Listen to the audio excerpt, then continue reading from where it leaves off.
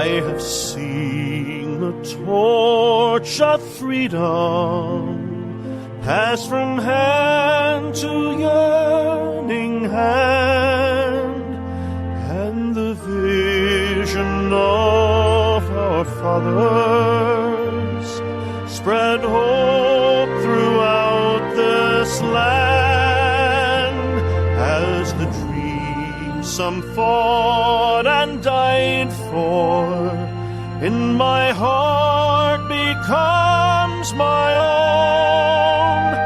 I will strive to keep her promise, America, my home. America, America,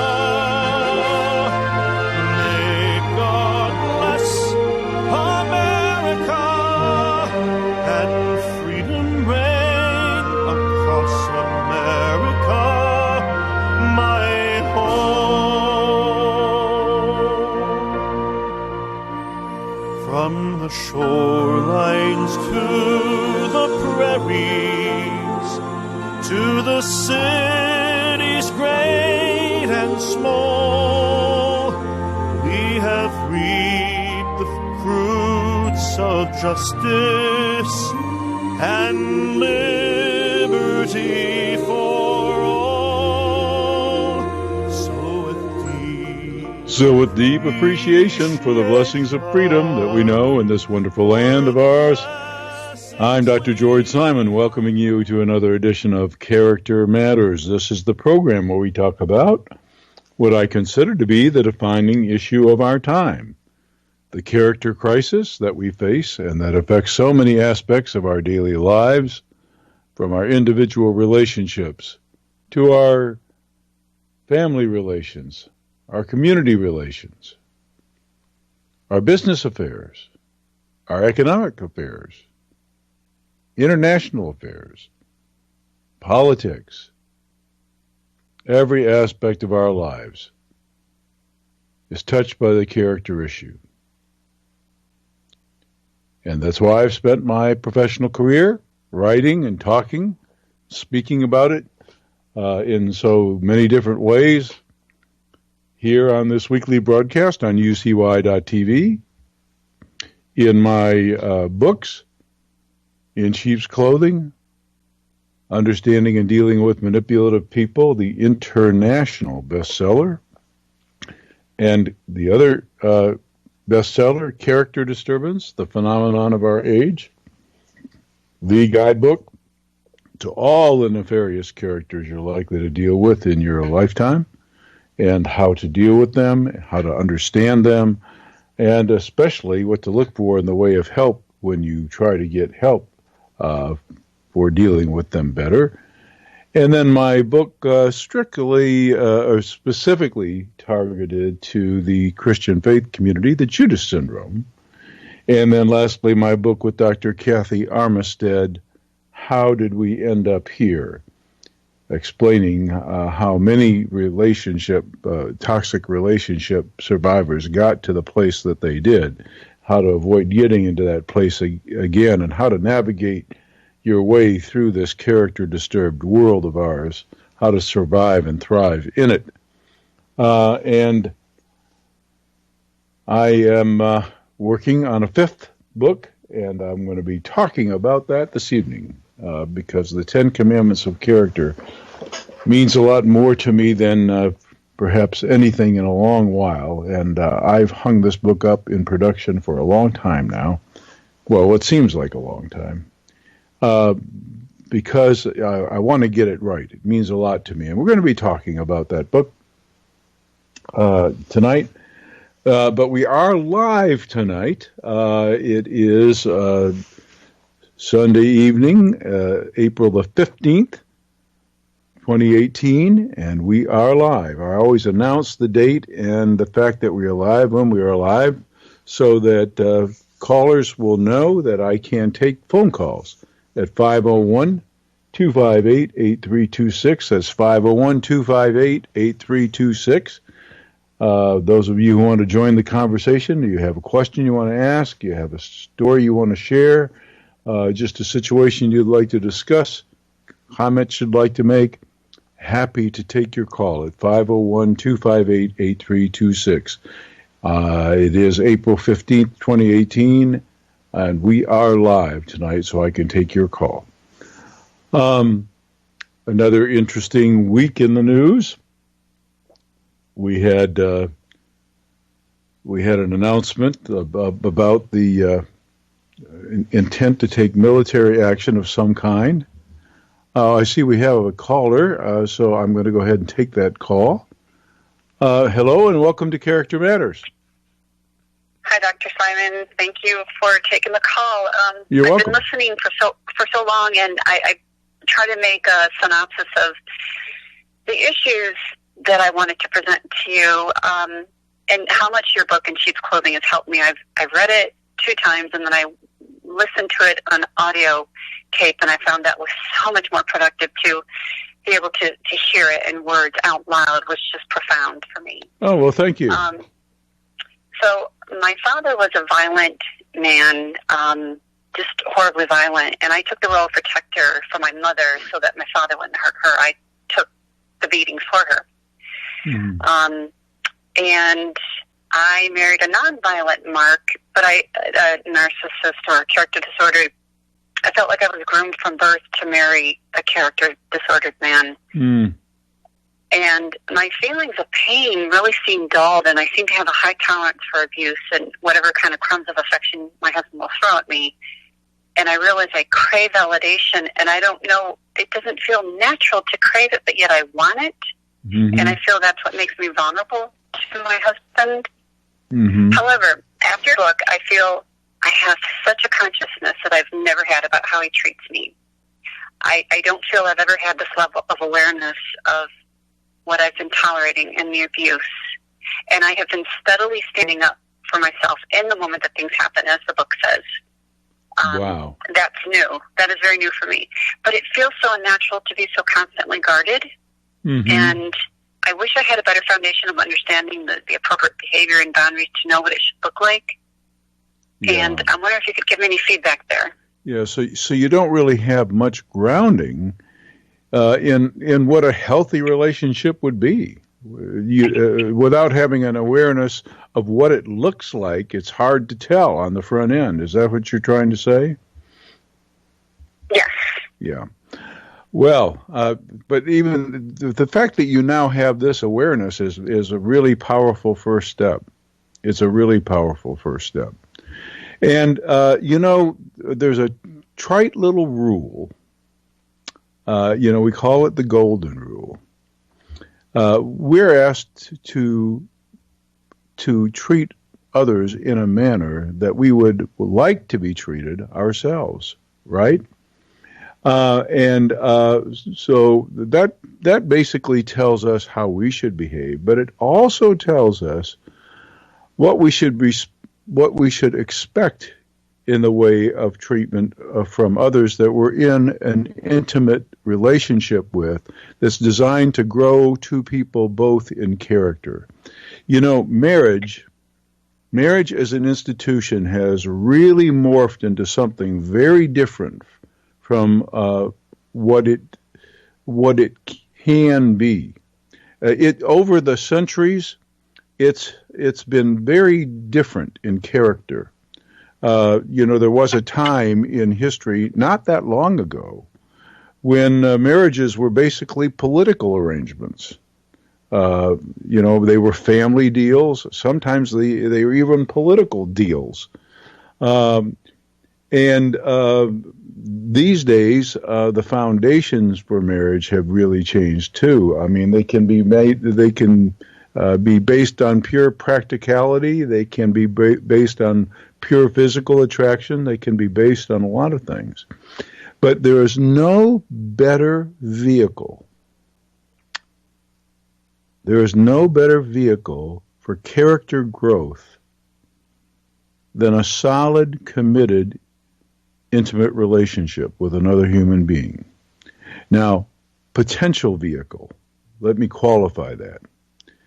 And what it really takes is mutual positive regard.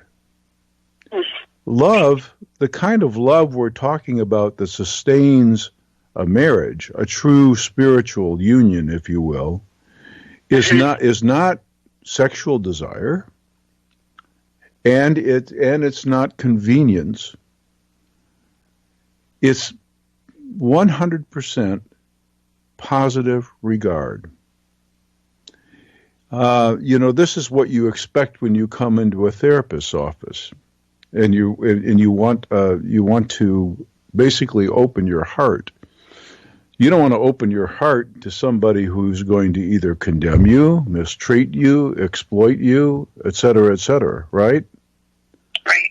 You want someone who only has your interest at heart, right? Yes. And that's what makes a healthy marriage. Now, how do you recognize that up front? Well, these days it's more difficult than ever. But most folks have with them a history. And one of the things I found out is we don't really vet one another before relationships get serious. We don't vet one another very well these days, and we don't really regard the institutions that we used to have established for vetting potential partners like we used to at one point. Folks' histories were carefully screened because past behavior is the single best predictor of future behavior. And if someone has a track record already of a couple of failed intimate relationships, or maybe even a couple of failed marriages, something's not going right there. And it's, of course, you may hear from the person that it's always the other person's fault, but it takes two people to make a relationship work. And there was a time when families could be trusted, and I heard you describe your dysfunctional family situation, so that puts you at a disadvantage right there. But there was a time when families could be trusted to be an objective kind of assist in screening potential relationship partners, and the extended family would chime in too. They'd give their endorsement, and knowing you in personality, and then getting to know the other person in personality, they would kind of get an idea: is this going to be a decent fit? But those days, unfortunately, have passed us by. And so folks are kind of thrown to the wolves in a way. It seems so totally unfair. And you did not have the best of modeling for yourself from your own parents, unfortunately. And you were put in a role that you didn't have to, that you should not have had to be put in. That's unfortunate. So you've likely done the best you can. Probably, as you put it earlier, you have the insight about this. Your need for affirmation may have driven you. To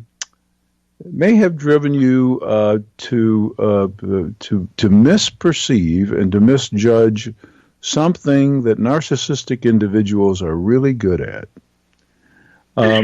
They can show on the front end pretty significant desire. And that often feels just like appreciation and valuing. But just wanting to have somebody, seeing something in somebody valuable and wanting to have it, is not the same as truly valuing the other person and their character and what they bring to the relationship. So it's so easy to mistake that desire, that interest. That's the word I'm actually looking for, that interest. It's so easy to mistake that interest for regard. Does that make sense? It makes incredible sense. And if I had to venture a guess, I mean, it would be a shot in the dark, but if I had to venture a guess, my guess is that interest may have been shown to you at the front end of your relationship, and it may have been really infectious for you because of that need for affirmation. And when somebody shows that interest, you're thinking, oh my gosh, they must really care about me. Yes. Yeah. And actually, when I think about it, I didn't really have a dating history. I was so wary and fearful of men. I had male friends that were truly like buddies and like a girlfriend that happened to be a boy, but I was very leery of men. I didn't have a big dating history at all. So you just didn't have much experience. And the person you married, had he any prior relationships or marriages? Only girlfriends prior. And were any of them serious relationships? Only what he's told me, and I don't really. I found out that he was engaged. I only found out after we were married that he had an engagement, but I'm sure it wouldn't have changed anything for me. Said it was his first love kind of thing. Mm-hmm. Yeah, but you didn't even learn about that until after you were married, right? Right. Yeah. And unfortunately, see, I mean, hindsight is always 20/20, and this is what I was talking about earlier. Unfortunately, all too often these days, there just isn't the kind of vetting. Marriage is there are all kinds of relationships people can have with one another. But marriage has the potential to be something really special. And it has the potential to be the vehicle by which two people grow in character. It has the potential to be such a powerful vehicle for personal, emotional, characterological, and spiritual growth. There's nothing potentially like it. But unfortunately, in our day and time, it doesn't have that general character anymore. It doesn't. Well, I will say I always did seek out like role models, either from people in the news or authors. I was always searching for somebody to show me how to model my life, and I felt like I just flitted around looking for that person, for that role model. Mm-hmm. And I would make an amalgam of them in my mind and try to use that as guidance, but it's just not the same as having somebody in real life to talk to. Right. Well, I hope I've answered your question to some degree. What's the state of affairs now for you? Still married. Because he's in the military, he does quite a bit of traveling. So I love the away time, and I'm trying to educate and learn more and practice and put more into me instead of being, like you say, so focused on him. And that's been very beneficial to not make my life revolve around him. Right. And so you've been following the axiom to take action yourself so you don't fall into that depression that occurs when you try to focus all that energy and attention on changing somebody else or attempting to control their behavior. No, and I think I just have this innate resilience that's just either a part of me or something I learned from early on, and I think that really carries me through a lot of the hard times.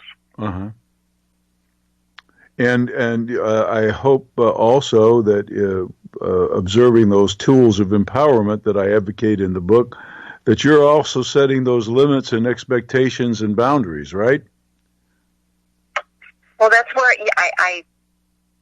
I am as soon as I recognize them, but it's not always in my first nature to see a trespass has been made.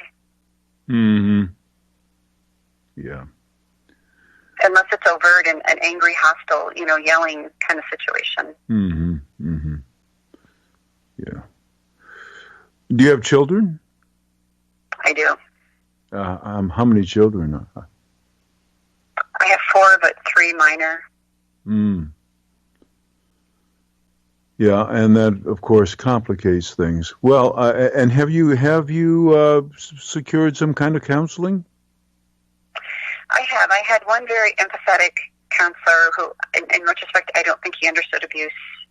I tried a female counselor, and I actually left the session early because she just wasn't getting it and looked bored with me. So I'm kind of reluctant to try it again. Well, do not. So that's why I'm turning to books. Yeah, do not give up on that. And in vetting potential counselors, you want to look for a couple of things.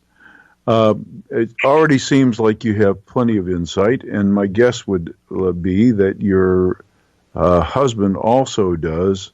The issue is not so much the awareness, but the issue is the behavioral style. And so therefore, when you're looking for a therapist, you need to do some vetting, and you can check around. Various counselors of various persuasions have different credentials when it comes to understanding personality and character-related problems. And therapists all have different orientations. So the therapist that's likely to be of the most help would be an advanced level practitioner who can demonstrate some track record of experience working with disturbances of personality and character, and who adopts a primarily cognitive behavioral perspective as opposed to just traditional insight-oriented talk therapy. In other words, who doesn't want you to just process feelings, but wants to look directly at thinking patterns, attitudes, and especially behavior patterns. Sure. No, I've heard you talk about that before. Yeah. So I encourage you to pursue that and to find a counselor. If you do enough legwork, you can find the right type and to stick with it. Okay. Thank you. You're sure welcome. Thanks for the call. Appreciate it. Bye-bye. Bye-bye. Well, that was a very interesting call, and I hope that you got something out of it. And I know that there are hundreds of stories out there, and we're happy to do our best in navigating through them. So if you have a situation you want to discuss with me, if you have just a story you want to share, or maybe you have a question to ask, sometimes folks have read one of the books and still have something they'd like explained to them a little bit more, or perhaps they've read one of the articles on my blog site or website at drgeorgesimon.com or manipulative-people.com. That's drgeorgesimon.com. Either URL will take you to the same place. And so maybe they've read one of the articles and still would like to ask some questions. In any case, I'm happy to take your call at 501-258-8326. That's 501-258-8326. Well, I was telling you earlier, before our first call, that I was wanting to talk about my upcoming book, The 10 Commandments of Character.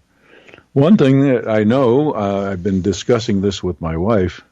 We have another call that I'm going to take. I'll get back to this. Hello and welcome to Character Matters. Hello, Dr. Simon. Thank you for taking the call. You're welcome. I have a question for you. I have a 34-year-old special needs son that lives with me. He's high functioning, but he has some difficulty with abstract thinking and with dealing with his emotions. He's not autistic, but he does share some of the same features when it comes to dealing with those issues. So has he been diagnosed with being on the autistic spectrum? No, he has 22q syndrome. He has a deletion syndrome on his 22nd chromosome. Uh-huh. So the reason I'm calling is because I recently discovered that my husband has been acting out. So sex addiction, if you will, which is... By the way, just for the benefit of the listeners and for yours too, that use of that term acting out, it's a misused term. You mean he's been acting badly? He sexually, yeah, yes. Yeah. Misbehavior is not, I repeat, and please tell any therapist who would dare use the word incorrectly, misbehavior is not acting out. But we'll it's just one of my pet peeves. I'll actually explain that later if you wish. But so he's been behaving badly sexually. Is that right? So we've been married 25 years. We've been together for 30 years. And in December, I noticed a text from a prostitute to him. Uh-huh. And I confronted him. And in the following days and weeks, I asked for complete transparency. So I continued to look on his phone and his computer to see what the depth and breadth of the situation was, so I could decide decide what to do. And initially I was thinking of reconciliation because, of course, we've been together for 25 years. Yeah. But the more I found, I really got worried because there was, it wasn't one affair partner. It was a lot of, I don't know how to say it without going into details, but a lot of prostitutes and massage parlors and posting on Craigslist as a bisexual married white male. So a lot of this came as a total shock to me. And initially I was thinking reconciliation, but then I found... just can you hold on for just a minute? I want to be sure that I understood that right. He was doing the advertising as a bisexual? Yes. So does that mean that he was seeking liaisons with both males and females? Correct. Okay. I just wanted to be sure I got that right. So go ahead, continue. I just wanted to be sure I had that correct. Yeah, no, that's fine. Okay. And so initially I was thinking reconciliation, and I was online looking to see how that all works. And then I found the book called Leave a Cheater, Gain a Life, which led me to your podcast and the books. And I've been in trauma, since December, so I have your books, but I haven't gotten through one of them in totality yet because everything's been a whirlwind. I do have a therapist, so I'm working through that. I after realizing this was a character disturbance, decided quickly that I was not going to continue with reconciliation once I had started looking back on the last 10 years. So this had been going on for 10 years. Now I realize 10 years. So there was no way for me to go forward with the marriage. So I had him leave the house. But I do have a 34-year-old, and we are going to get divorced. But I have a 34-year-old son who has difficulty with abstract thinking and handling, his emotions and understanding. It's hard enough for me to understand what the character of my husband and his controlling ways and his manipulation. That I'm so worried. Is your question how to help your son understand? Is that your question? So thank you. So the question is, should my son, who is not his biological son, even have anything to do with him.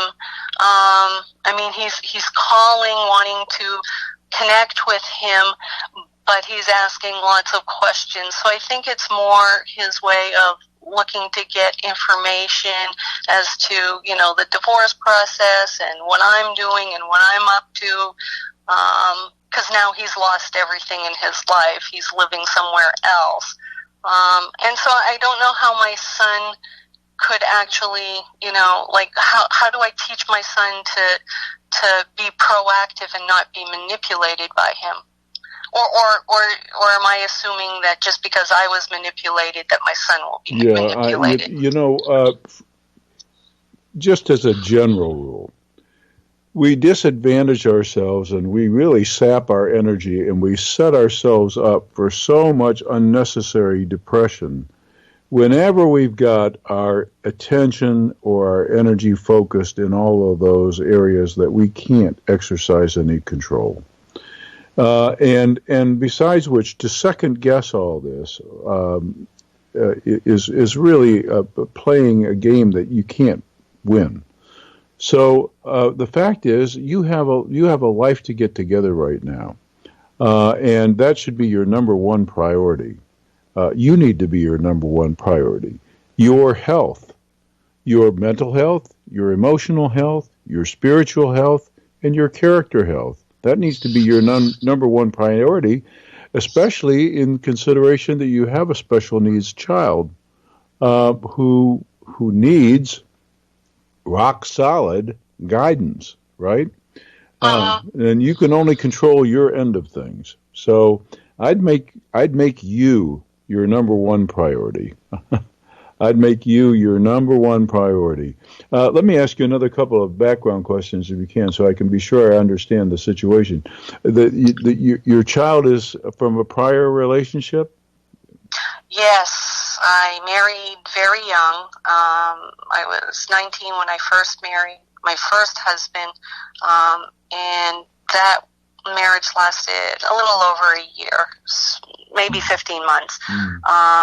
Yeah, so I come from a dysfunctional family, a lot of abandonment and attachment issues, and so married young, first time, looking for, very similar to your prior caller, you know, looking for affirmation, but then realized quickly that was not a good situation, divorced, and then about a year and a half after that, met my current husband, who is definitely, well, a charming narcissist, love bombed me like unbelievably so, idealized me for a good 20 years, and then started devaluing me once I lost my law position about 10 years ago. And when you met your current husband, did you know that he was bisexual? No, he never told me. And I actually called his ex-wife, who I had never spoken with before, because he always called her crazy. So I figured, you know, there was never going to be any relationship there, even though he had a son from the previous marriage that I tried to get him to see his son for 30 years, you know, 2 or 3 times a year, please go see your son. And he always said, no, she's crazy, I don't want to have anything to do with her. But I called her. Or his son? Or his son, so he didn't see his, so that was a red flag. He didn't go see his son for 30 years. So that has bothered me. He just reconnected with his son a couple of years ago through Facebook. So that was good, but unfortunately, you know, his son went without a father for, you know, a good 30 years. But yes, I called his ex-wife after this all transpired, and before I even was able to tell her any of my story, she said that he did exactly the same thing to her. Well, how to benignly give you the best possible encouragement I can. because there's an issue here that I think will be a little difficult for you to hear. But I'm gonna take a risk here.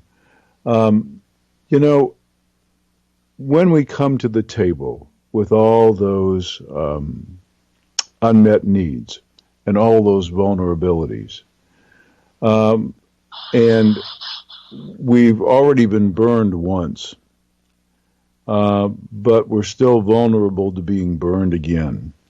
Uh, Not being able to adequately discriminate when someone is not of the character to even meet the basic requirements for building the kind of intimate connection that marriage, a true marriage, can be. Um, when that happens, you really have to get serious before you step into any other relationship. You have to get real serious of doing your own inner work and dealing with all of that stuff that may predispose you to exercising poor judgment the next time around. So that's the all important first step. And I'm not in any way here blaming the victim, if you will. You know, he's totally responsible for his behavior. But as you mentioned, there were some red flags. And you know already, because sounds like you've done some soul searching of your own, and you know already some of the vulnerabilities that led you into the first relationship. And I really urge you to take a step back, reflect, make you your number one priority. And when it comes to doing inner work, you don't really need anyone but a good, seasoned, traditional counselor of whatever persuasion. You can test out the field. Just somebody who will allow you and guide you through the kind of self-exploration that can help you understand yourself and your vulnerabilities, so that the next time you venture out, you won't be as vulnerable. Now, it would also help, however, if you find a counselor who understands character and character-related issues well enough to help guide you through what to look for. And that's one of the. This is an interesting call, because that's one of the things I was going to get to in just a little bit on the program, about why I've hung up the release of my next book for as long as I have. It means so much to me. This book that I've been working on, The 10 Commandments of Character. My co-author thought we were done with this actually almost 2 years ago.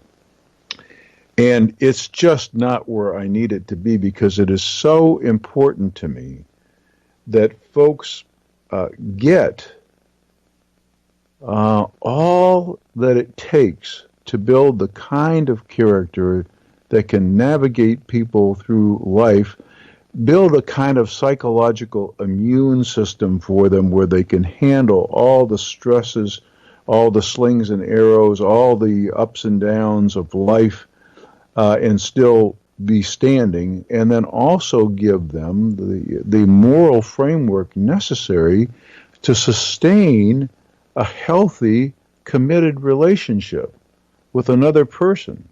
Because there's nothing like that.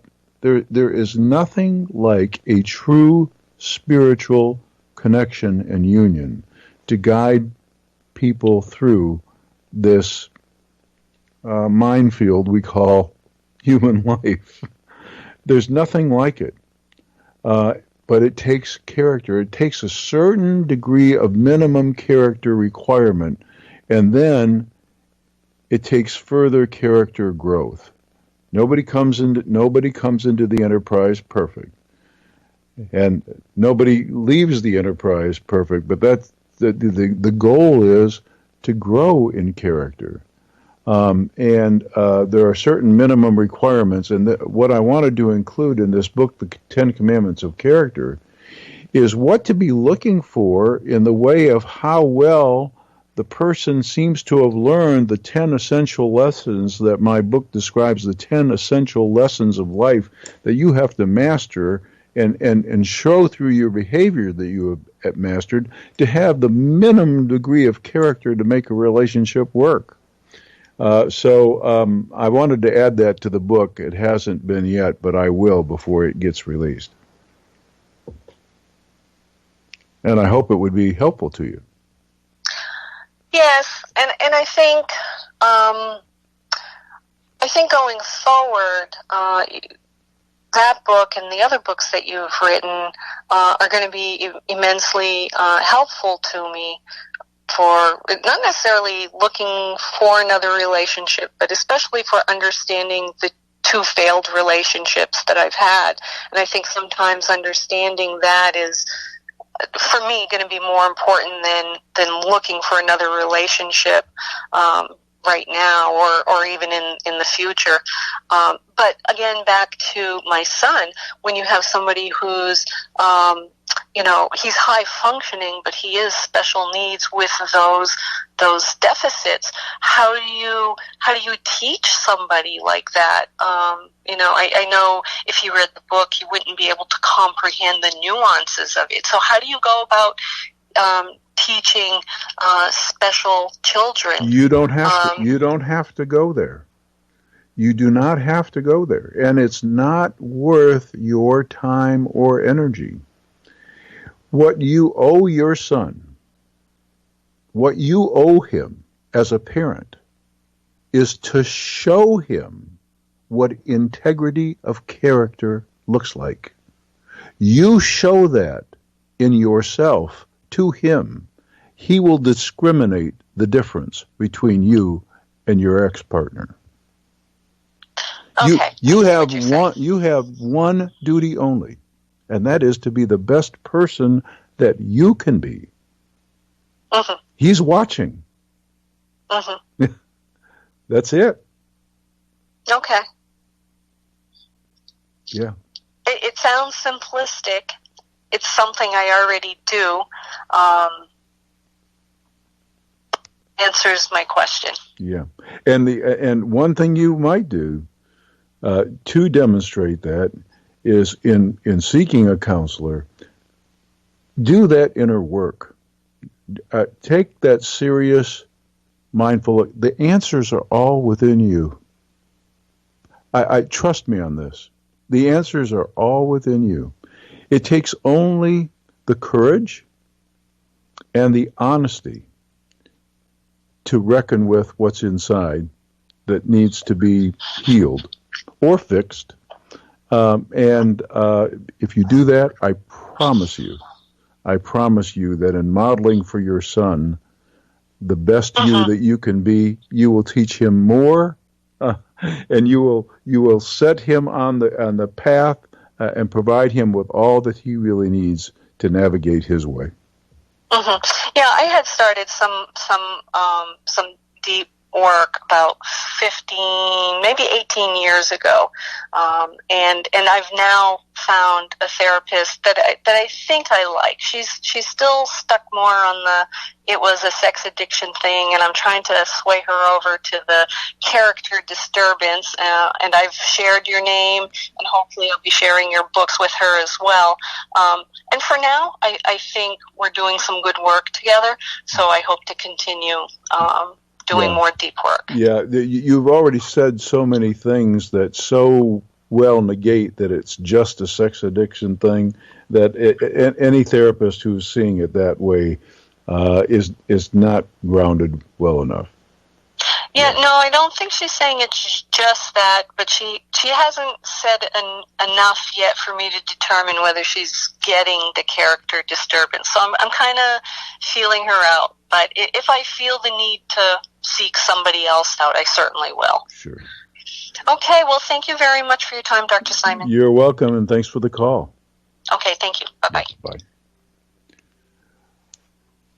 Well, it's, once again, I never cease to be amazed at how when I want to address an issue on this program, somehow the calls that come in are just so germane, and really add to the program. There's just something that works in the spirit of this whole thing. That when I first thought about doing this program, I had some doubts about whether or not I would be able to reach people in a way that would allow me to connect and to communicate vital information and receive vital information like I do at my training workshops. I'm very comfortable when I do my workshops because in the exchange that I have with folks, it's clear that we can carry a message that resonates and that is helpful. Wasn't sure that would happen on this program, but it's happened and then some, and it's in large measure because there's just something in the network of exchange here. There's just something in the character of this open dialogue that seems to invite callers to call in with just the right additional information. And both callers today underscored without any question the crucial nature of character in a relationship and the importance of being able to judge the minimum character requirements before you enter an intimate relationship, especially a relationship that's going to hold some reasonable prospect of being permanent.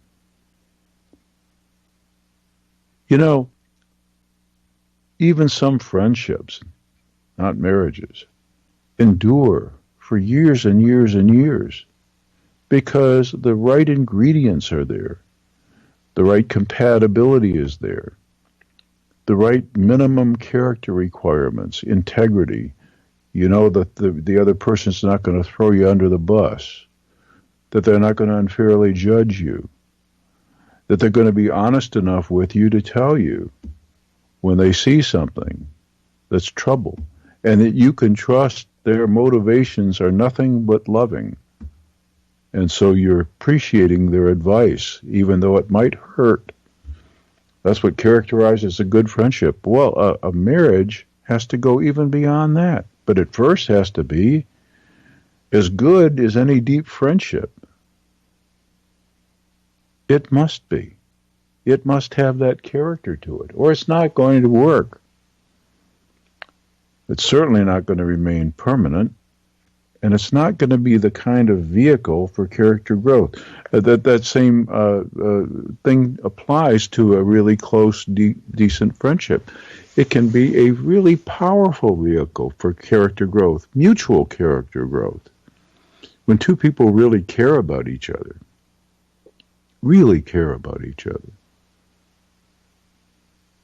and are straightforward with one another. And they don't judge each other. And they're honest with each other. And they're honest with themselves. Matter of fact, that's one of the 10 commandments of character. All about that honesty. Somebody much greater than myself said that those who get it will know the truth, and the truth will set them free. There's so much power in that. I've learned that as a therapist doing this work for 35 plus years. I've learned how powerful that truth can be.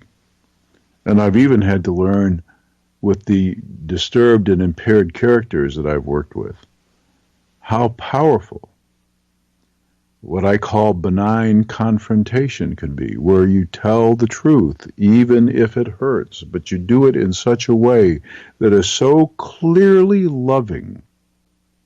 In other words, the person gets the message that the only reason I dare to call out this stinking thinking or this maladaptive attitude or this problematic behavior, the only reason I'm daring to confront you with it face to face is my regard for you as a human being and my sincere desire to be an instrument of improving your life and the life of others around you. That's the secret to what I call benign confrontation in this kind of work. And it's a manner of loving. Love heals. We're not talking about the sentiment of love. Sometimes the love we're talking about is a really tough love, if you will. But it's that kind of honest, caring, and regard. And it has to start with you. Without proper self-love, you can't love anyone else. So I mentioned to the caller one of the things that I'm working on to improve before its release, this final work likely of mine, the 10 Commandments of Character. And I was mentioning at the beginning of the program that when my co-author, Dr. Kathy Armistead, suggested that the book was ready to go or near ready to go, the tentative subtitle at that time was, the full title was 10 Commandments of Character, subtitle, How to Lead a Significant Life. And to give you an idea of what a nitpicker I've been here on this thing, because I want to get this so right, it's so important to me, significant is not the right word. What I'm looking for is how to describe a kind of life that is a life of integrity, value, and purpose, that is grounded in time-tested, proven, essential value. The wisdom of the ages, if you will. How to lead that kind of life. How to bring to a relationship the minimum requirements. And you got to have them. You got to have them. You cannot forge an intimate relationship without the minimum requirements to make the relationship work. Or it won't last but days, months, if a year. But how to bring the minimum requirements to relationship, and then what rules and lessons you must obey in order to develop further in character and grow and be kind and become the kind of person that we're all capable of being. Now, I have to say that science has finally validated what many of us have long known. Many of us in the professions, the helping professions, have long known. And that is that the learning curve for some folks, through no fault of their own, is a lot steeper than for others. So in that struggle to be the best version of ourselves, some folks have a much harder row to hoe for a variety of reasons. Some having to do with their background, some having to do with their own innate strengths or weaknesses. So the learning curve varies for folks. But if we master certain lessons and we take to heart certain values and we make them our own, then we have the chance to truly grow in character and be the best versions of ourselves, to be the kind of person that we all have it within us to be. So I'll be having an announcement for you, hopefully not too long from now, about the availability of this book. And in the meantime, I urge you to avail yourself of the books I already have out there. in sheep's clothing, understanding and dealing with manipulative people, character disturbance, the phenomenon of our age, the Judas syndrome, written particularly for you folks out there in the Christian faith community, and how did we end up here? My book co-authored with Dr. Kathy Armistead about how you may have gotten to that place in your relationship that is distressing you so much, and how to avoid a similar situation in the future, how to navigate your way through this character-disturbed world of ours, and how to thrive and survive in it. Then look for my next book, The 10 Commandments of Character, where I'll be talking about those essential life lessons that people have to master, and how to judge them, how to judge where someone is along the road to mastering and internalizing those values and lessons.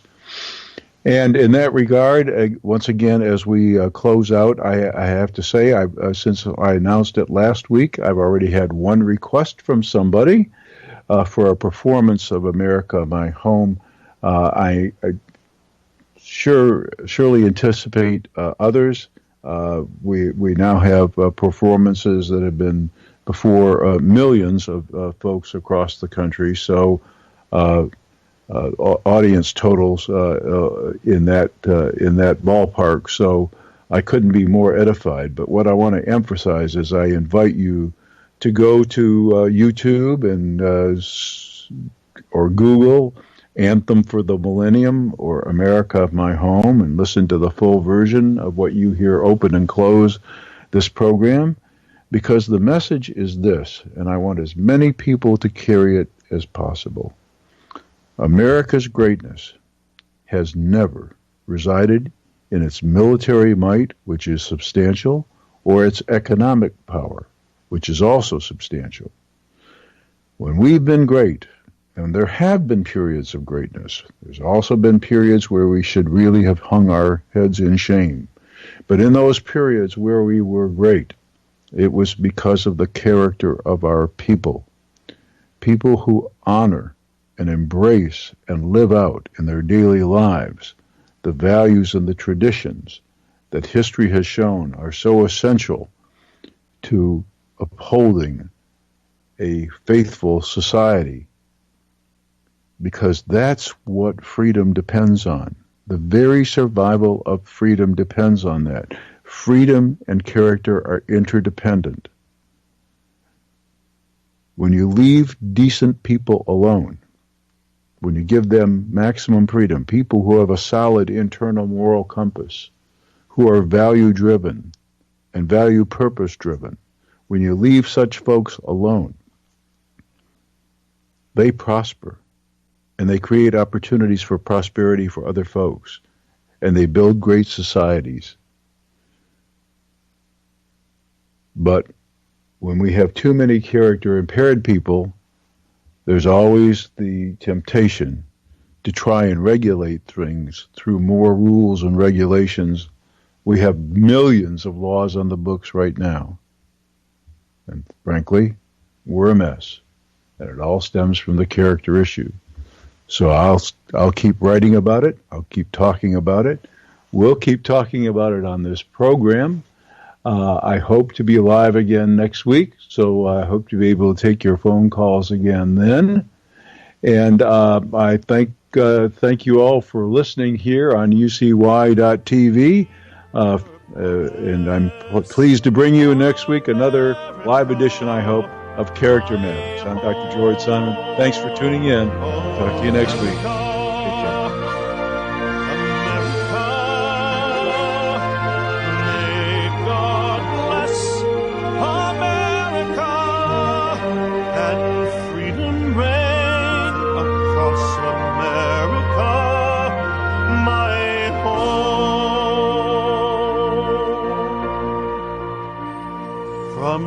Shorelines to the prairies, to the sea.